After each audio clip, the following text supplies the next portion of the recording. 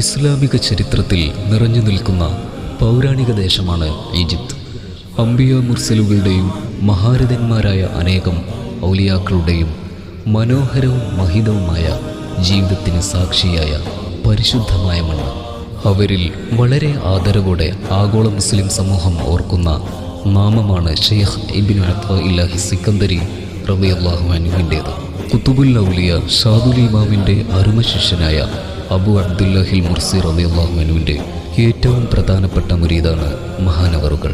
259 തത്വോപദേശങ്ങളടങ്ങിയ കിതാബുൽ ഹിക്കമിൻ്റെ രചനയിലൂടെ ആത്മീയ ലോകത്ത് അതുല്യമായ സേവനമാണ് ഷെയ്ഖ് അവറുകൾ നടത്തിയത്.